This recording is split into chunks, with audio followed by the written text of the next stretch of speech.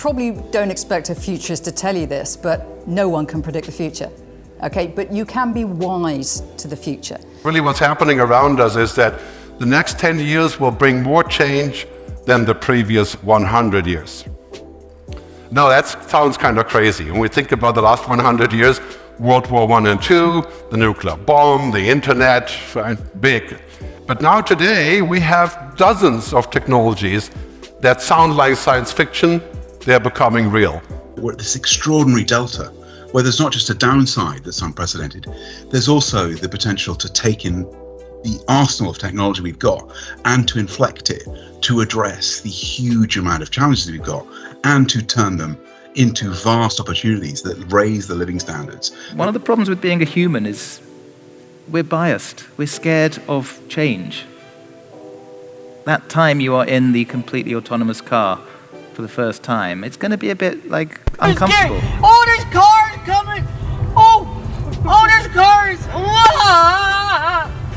Bill, just put me back for me control it. Oh, but you know, Jesus.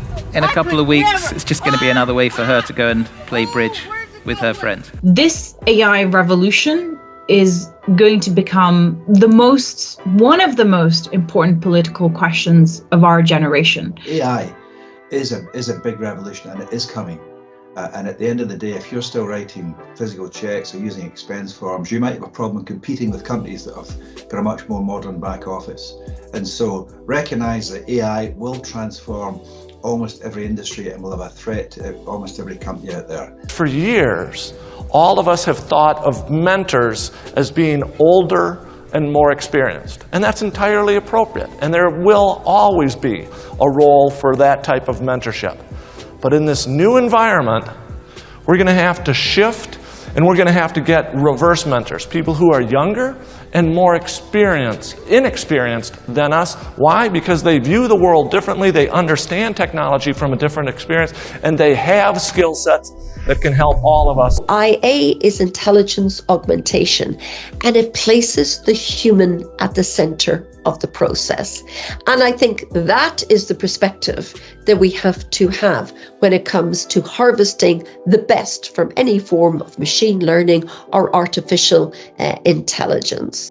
AI is not the big shiny robot coming and taking all of our jobs. It's reshaping the world of work, the world of business. It's changing the world. It can be used for great good, and you can't afford to ignore it anymore. I think the most important thing is really ensuring that the leadership and the workforce understand what AI is and isn't, and we execute accordingly to our core business needs and capabilities. One of the greatest opportunities of developing nations is that if you bring artificial intelligence to solve problems, for example, image diagnosis, you don't have the barriers that you find in developed nations as to, if I bring this machine that is going to not only detect cancer markers in blood, but will draw me a picture of the evolution of this cancer so that we can create a therapy, basically predicting the future evolution,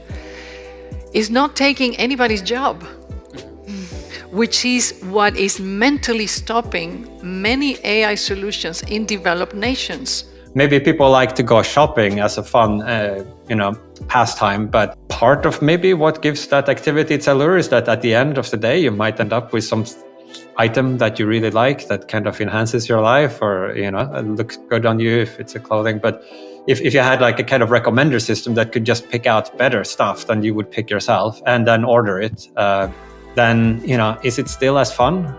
If the upshot of that is that you actually get worse items than if you just let the AI do its thing. Data analytics can help companies predict and protect against threats, enabling them to proactively address problems.